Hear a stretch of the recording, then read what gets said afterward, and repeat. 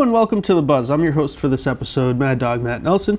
Pleasure to be joined alongside by two-sport star athlete for Abington High School, Hannah Tirrell. Hannah, welcome to the show. Thank you for having me. I'm glad to be here.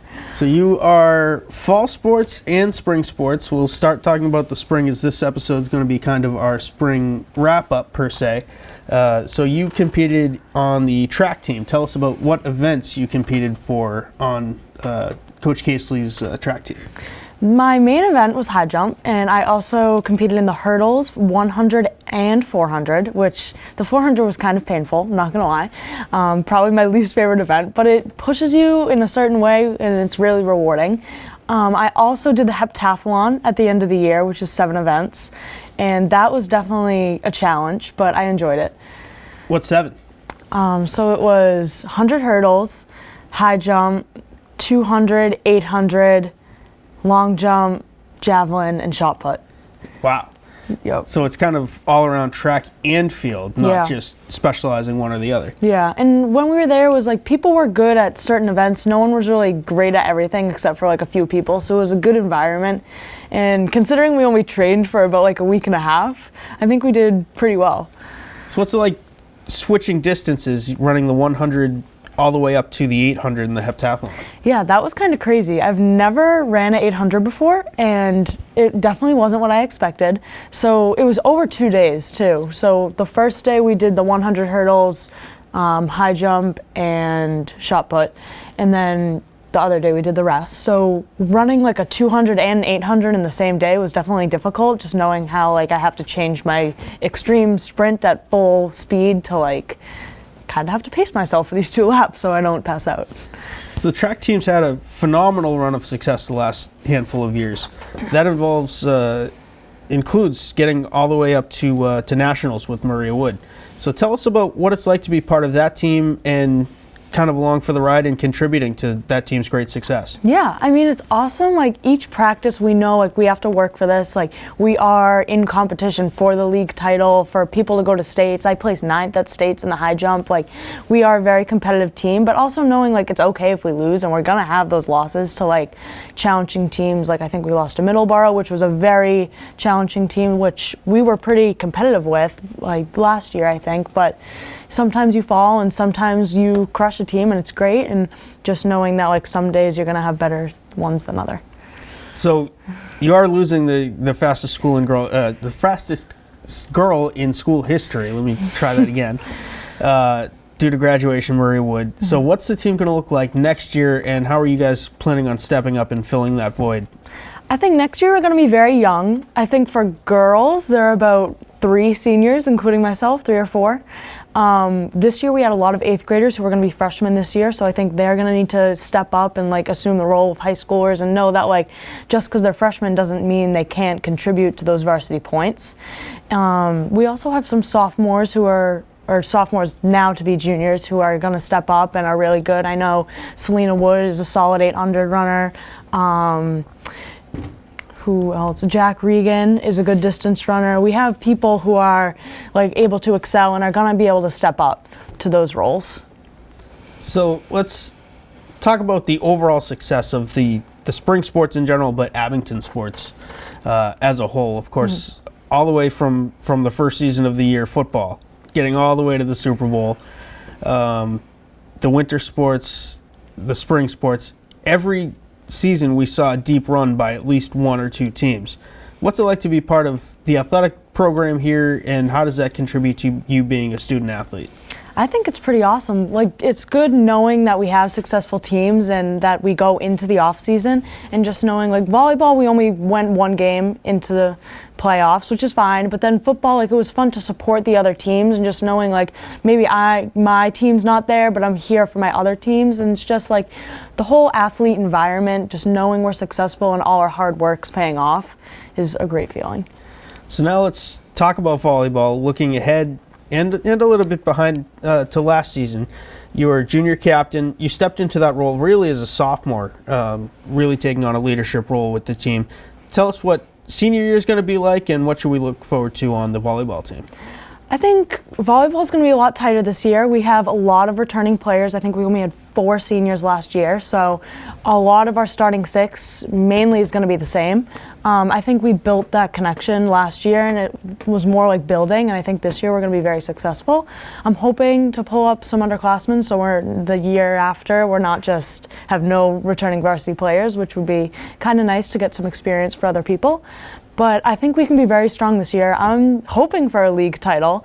That's hopeful. And we're having today we have our winter league game. So we're going to start, not winter league, summer. I don't know why I said winter. Today's our summer league game. So we have those every Wednesday to just start playing and get some chemistry together. So I think we're looking good. So a lot of people didn't realize, I didn't until I started commentating volleyball, but there are actually 6 different positions on the floor. Tell us your position and a little bit about what different players might be doing at any different time. Yeah, so I mainly play outside, which is the front left. That position is called pin hitter outside. Whether it's the main hitter for when we're out of system or just need to like rail it down sometimes. And other players like the libero, they're more in control of getting those serves and all the hits that are coming at us. Our setter is key to success. Need to set up those hitters to score some points, and everyone has a good role on the team. Like we couldn't do anything without our back row DS or like our middle hitter or our right side or our setter. Like everyone is part of it, and I kind of like that about volleyball, how everyone needs to contribute to have success. You can't have one person that's out of connection. We all just need to communicate with each other for it to work. And it is a very fast sport. You can go from taking a dig and setting up a score for your team to maybe within a span of 10 seconds having to jump at the net and try to put down a spike. So yeah, very much so. There's a lot of coordination involved. What's it like trying to build that chemistry with this team and how it's kind of come together over the years?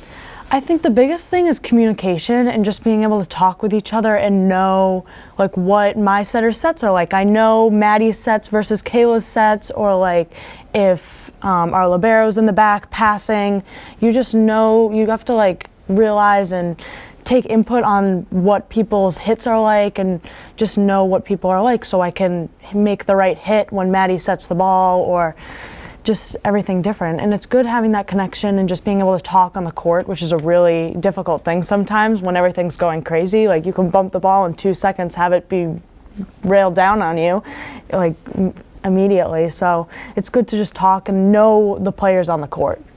So you're entering your senior year, which have you had a normal year of high school yet? No, I actually haven't. Freshman year was cut off. I didn't get my track season. We got like a little bit. We started to do some workouts. Sophomore year, I had 4 seasons, which was crazy. I played cross country, which was interesting. This year has been normal for sports, but yeah, next year will be normal. So next year we'll get back to fully normal, and you're also thinking about continuing your volleyball career in college. I am. So what is that process like now that you're really starting to dive into recruitment and visits and meeting with teams and coaches and all of that stuff? It's definitely difficult at times. I need to put together I've been putting together all my film from you guys from my high school and my club film. And then I've also gone to a couple camps, like college camps. I went to one a couple weeks ago. Actually, yesterday and today, I'm trying out for the Bay State team, which is a regional team, and we compete in a showcase tournament. And just getting exposure, a lot of emails to coaches, like when I'm touring schools, I ask them like, oh, what's your volleyball program like? And just knowing like, I'm not trying to go Division I. I don't even know if I'm good enough to go Division I, but I don't know if I want to be that. I think I'm looking more the 2 or 3 route, and just knowing my capabilities and just working to get better and putting myself out there. Any early favorites as far as schools go? I'm not really sure yet. I love University of New England. They have a good volleyball team. It's in Maine. That coach reached out to me, actually. I was seen by the Endicott coach when I went to a tournament, which was really good. And yeah, I'm still looking around at schools. I don't really know what I want to do with my life yet, so I have to kind of have a broad range of schools. Well, that's the other part of it too. You're not only going to school to play volleyball, but you're going to school to learn a career that you're going to do for the next 50 years. Yeah. So any ideas what you might want to do as you go through Abington High School? I think I want to go into science, something sciencey. Maybe I was thinking physical therapy, but something sciencey. I love like life sciences, biology, something in that realm. Cool. So if you are just joining us, this is Hannah Tirrell, a two-sport star athlete and captain of the Abington High School volleyball team and a member of the spring track team as well, member of the high jump squad. Stay tuned for more of The Buzz. We're going to be joined by star pitcher for the baseball team, Aidan O'Donnell, in just a minute. Hi, I'm Chris Panova. And I'm Mike O'Leary, and we're interns here at Abington Community Access and Media. Though you don't have to be an intern to get involved. You can always volunteer. Here at Abington Cam, we have a state-of-the-art production studio where you can create all the types of podcasts, shows, PSAs, interviews, you name it. It's all up to you. So, what can you do to get involved? To start off, you can monitor audio levels with our intriguing state-of-the-art audio board. Or perhaps you'd rather be behind the camera shooting all the action. Maybe you'd opt in to be in front of the camera and maybe be the star of your own show. Maybe you'd rather direct the production via the switcher. Ready one, take one.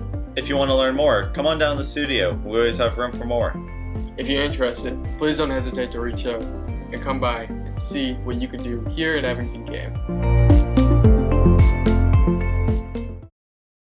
Hello and welcome back to The Buzz. Thank you to Hannah Tirrell for joining us in Segment 1. Segment 2, we have Abington High School baseball standout Aidan O'Donnell, now graduated. So first and foremost, what's that like? It's weird. You know, you're used to going to school for so long, and then all of a sudden you you have to prepare for the next chapter of your life. But I'm excited. It's definitely weird though, because I need to find things to do throughout the day. But yeah, it's been a crazy run of 4 years for you at Abington High School. Freshman year was probably normal, and then sophomore year was cut off. The season was canceled. Yeah. Junior year, COVID the season. compressed season. Yep. You make it all the way to the state championship game on July 3rd, which was super weird late in itself. Yeah, it was weird. And then this year you make it all the way to the Final Four, which was middle of June. Right. What was that roller coaster like of your high school baseball career? I'll go year by year. So like freshman year, I didn't really know what to expect. I just wanted to have fun with it. I got like a couple starts on varsity. I'll always remember my first like actual start was against Middleborough, and it did not go well. Like it was like kind of like welcome to the league type of thing. I remember I walked like 6 or 7 people. I gave up like an absolute moonshot. Like it was a triple to this lefty. That's when I learned don't throw a down and in fastball to a lefty if you don't throw 95. And it was humbling because, freshman you think like, yeah, I'm on varsity, like I'm going to get this start. And then you just get absolutely like embarrassed almost. But that was good because, it gave me something to, work for so it wouldn't happen again.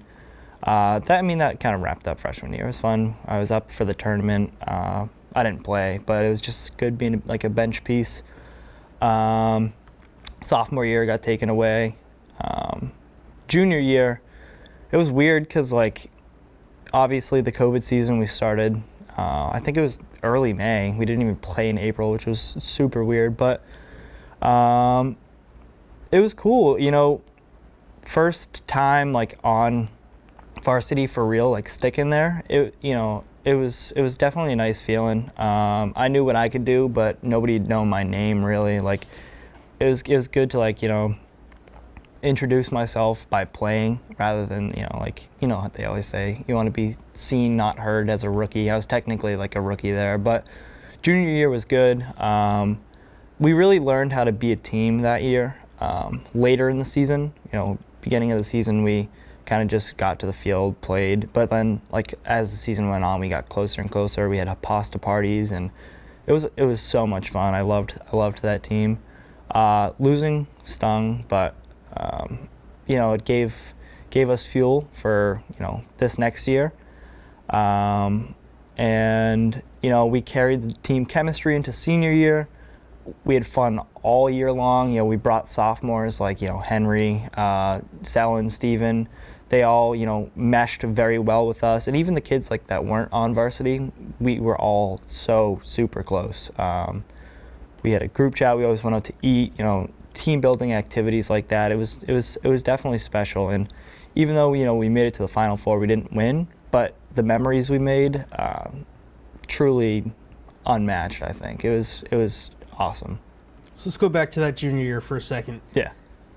You had to step up into, as a rookie, a very tough situation when Brady the team's went down. ace got hurt. Right.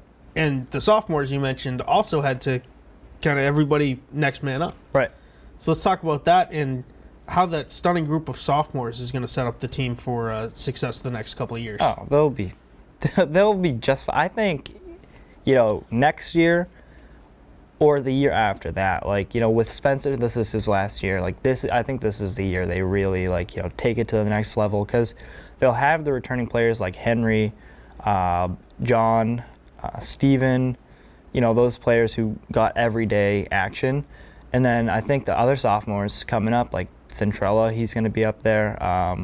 And they have like that three-headed monster pitching staff. I think the freshmen coming up, I think they're in really good shape, honestly. I think, you know, having the true playoff experience, the close games, the anxiety of like, you know, oh my God, what's going to happen next? Like even watching on the bench, that mentally prepares you for being in those games and playing them. I think they'll be just fine, because really, they're not, you know, I think us seniors, we did our job, but they're studs, all of them.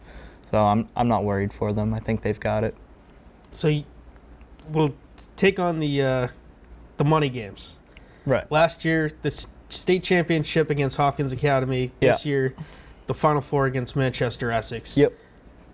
Ultimately, you fell to the teams that won the state championship. Yeah. Does that make it better, or does that make it worse? I never really view that as like, you know, oh, well, we would have won. Like, I view it as like we would have won if we beat that team. Like, that's the best team. Like, in my opinion, I think we were so much better than Manchester Essex.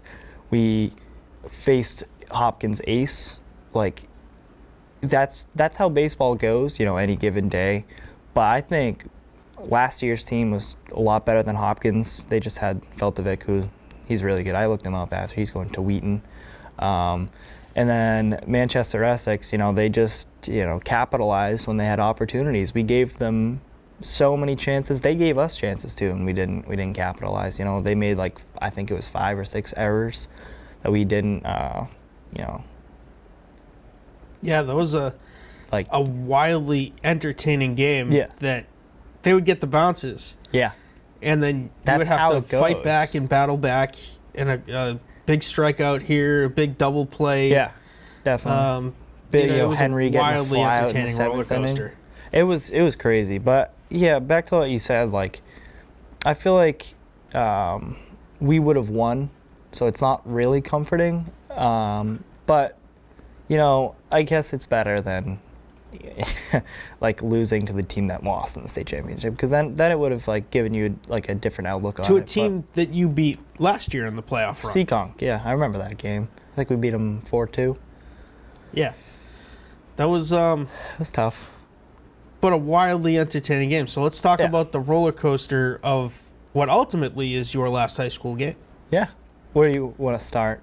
Like, Just from the day, from what it was like waking up, going there, knowing that if you're not victorious, it is your last high school game. right. And then there were That was you had a lead, then it was tied, then they had a lead, then it was tied, and just the roller coaster. Yeah. So I mean, like for Amesbury too. Like right after we beat Bellingham, like I was like, all right, I'm happy for 5 minutes, and then boom, I'm not happy. Like I know like what's gonna happen. Like we have to like what we're facing, what we're up against. So like after Amesbury, when we won, I was definitely like a little nervous before, you know, Manchester Essex, a little more than usual, because it was higher, you know, this was a big game. Like we knew the stakes that were, you know, the possible stakes. But the bus ride, it was weird because sometimes you just have a feeling like something's not going to go right. We were playing Frank Sinatra, like My Way by Frank Sinatra, and I was like, no, we're not playing that on the way there, because that's kind of like a song you play like when you're recollecting, right? Like, I don't know, that rubbed me the wrong way, so I was like, oh, that's a little weird that we're playing, you know, Sinatra right now, but changed it to like rock or something. But the bus ride there was so much fun, you know, kept bonding. We saw coach buses going by, we made like weird faces at them, like stupid stuff like that, you know, boys do. But we were just trying to make it as normal as we could. We got off the bus, watched Seekonk in Bay Path or something, and then I kind of like flipped the switch, like it was like joking, but then when Manchester Essex like walked by us, I was like straight faced. I was like, "We're gonna beat you guys. We're gonna beat you." Like watching them walk past us. But then we got down. We started throwing. Whatever. This was pregame. I could feel the nerves of like everybody on our team. Like it was like more so than usual. Like everybody was nervous. And I was like, "Oh, I don't like that we're all nervous right now." Because usually we have a lot of fun. Everybody was trying to mask that they were nervous, but everybody was nervous. But you know, we went into every game previous like loose, you know, having fun, and I think we all kind of, you know, we just got a little too nervous and amped up before this game. But game starts, you know, we're off to a slow start. I think we didn't even have a hit, but we had scored a run, which was nice. Sellen was dealing. It was just so much fun to be a part of that. We were up 3-1. I forget. I think the momentum really changed when Ryan got tossed out. So like that play, dropped third strike and we threw it down to third, got in that pickle. Sellen chased him, and I thought he tagged him. Obviously, I'm going to say that because I'm on his team. But from our viewpoint on the concourse, it looked like he was tagged too. I think he was clearly out, but that's just how it goes sometimes. You know, like Coach P says, don't give a bad umpire a chance to make a bad call. But then, you know, emotions got to the best of us. You know, Ryan got tossed out. I don't think he should have been tossed out. That's kind of like taking matters into your own hands as an umpire. I don't know what he said, but I don't think he was officially tossed, for the record. I think it was a defensive replacement, because if they left Ryan in, he would have gotten tossed. Gotcha. Okay. So the thought, I think, was to protect him from for the state championship game, because you get the automatic suspension. I didn't even know that. That's all right. Well, that gives me a different point of view. But speaking of MIAA rules, one thing that came into play was the pitch limit, the 115 pitch limit, which had you playing third base instead of on the mound. Right. Because you threw the gem against number 1 seed Amesbury. Yeah. So we'll get your quick thoughts on that rule and kind of how that affected the strategy of going into the playoff run. That strategy was kind of like, we did that last year too. We lined it up so I would be facing, you know, Cohasset in the 2 games before, so it was a South sectional. And then I'd be lined up to go to the state championship game. And I think the strategy of getting your ace to the state championship is the best way of going about that. Like, I definitely think that is what you should do. Because if you make it to that game, like, you know, the best teams have the deepest rotations. We had a very deep rotation, so I have full confidence in, you know, Steven and John, you know, going into that game, and even Henry, I don't think he gave up a run this year. But, you know, I think the pitch limit isn't a bad thing. I think they should maybe boost it up to like 125, 130.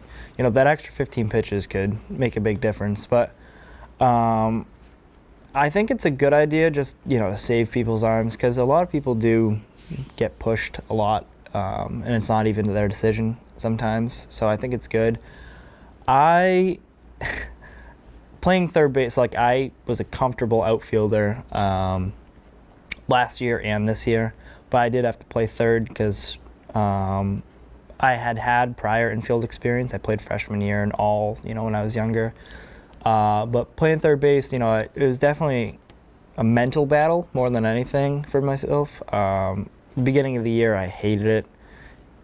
Tore me down. I was not confident at all. Against Middleborough, I made like 5 errors. That was a tipping point, honestly. But when you're at a point like that, you either have to say, I'm not going to do this, or I'm going to try my best and give it my all. So I decided to give it my all. And as the season went on, you work harder in practice. You take more reps. You get to not be too terrible at that position. I got to be a solid third baseman. But sometimes when you're feeling the pressure, runners on first and second with 1 out, and then there's a chopper to you. Sometimes you don't always make that play. It was, it is what it is. There were plenty of other things in that game that could have, changed so we wouldn't have to be in that position. But, that's baseball again. I honestly don't beat myself up about that because that's just baseball. That's what happens. And it was the first game after going all year trying to get comfortable at third base. Oh, yeah. You're on a turf infield with a natural grass outfield up in Lynn. Yeah. Yeah, no, I played there my junior year summer for the Lynn Invitational. I definitely thought it was so odd. But, yeah, it was weird. I like turf. I like turf as an outfielder. I like dirt mounds as a pitcher. But I've not really gotten much experience fielding ground balls on turf. We went up, the day before the game and fielded on the turf, but even that, you can't take. It takes a while to get used to it. I would say it's easier fielding on the turf, but when you're used to balls hitting the lip of the grass and it shoots down or something, and then just a natural hop up, it can surprise you sometimes, but. It's definitely different than grass. So you're off to the University of Massachusetts, Dartmouth. Yep. To compete with Bob Prince and the Corsairs. Yep. What has the recruitment process been like through the aforementioned chaos of your high school career? And what are you looking forward to down in Dartmouth? The recruiting process, definitely. That was also just big mental game because there's so many little things that people look for, like, height, weight, velocities, and all that, type of thing, all that type of stuff. And it's hard, sometimes you may be down on yourself, but the most important thing is to, keep pushing, work harder, and get better, because that's the only way, you can get seen. If you are, down on yourself, you play better when you're confident. So if you're not confident, it just makes everything worse. The recruiting process definitely was a big hump that I had to, get over. Some people, that lasted probably, you start thinking about it, middle of junior year, I February, because I was playing for my club team. We were talking about it then. So that's on your mind, and you don't realize how long it lasts. Because springtime, you have high school ball. Then summertime, you're like, all right, this is the time to go out. So you're basically stressing about it from winter all up until the fall. I was doing camps in October. October 31st was the last camp I did. And it's not, you don't get to a desperation point. I had a couple of offers to play for a couple of other schools, but when you make bucket lists and schools you want to your dream schools almost, and you don't get any bites, it's kind of but then you take opportunities UMass Dartmouth. I was thrilled, I got that offer, I think, early October. I went to a camp late October, and when I heard nothing back from UMaine, that was the camp I went to. I got feedback, but when it was not what I wanted, I was like, all right, it's go time. Because I loved the visit, I loved the coach, and it was just cool. When you get to visit a college or university, it's a lot different than high school because you're like, whoa, you have like legitimate like, you know, athletic facilities, places to work out, like, and then the fields are just really nice because people work on them all year. So it's definitely different, but it's exciting. And like when I made that decision, I was like, it's go time. Like they wanted me for what I am like now, so I want to work like to just get better and better and better. Like it struck a chord of just like, you know, motivation and grit almost. So I liked it a lot, and like looking back at it, but in the process it was very stressful.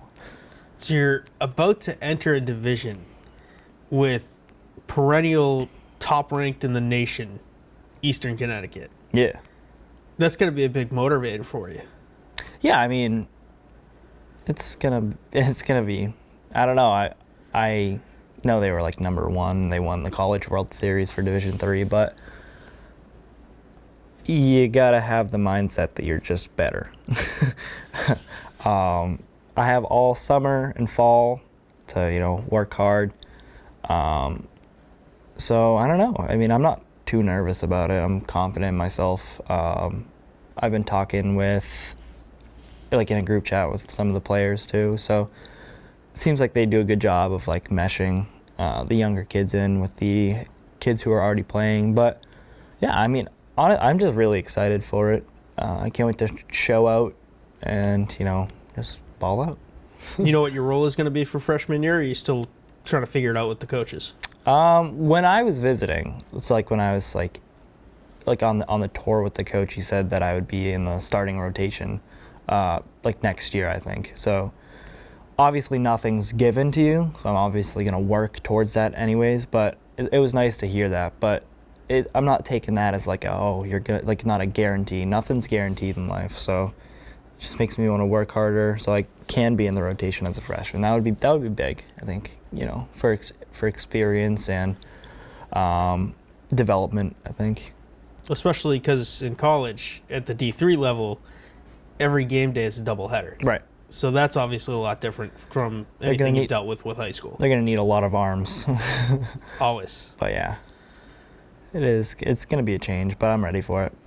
Well, we thank you for joining us, Aidan, and thank you for watching. This has been The Buzz. Aidan O'Donnell and Hannah Tirrell have joined us graciously, interrupting their summer vacations to do so. A couple of star athletes here for Abington High School. Again, thank you for watching this episode of The Buzz. I'm your host, Matt Nelson. Until next episode, we'll see you next time.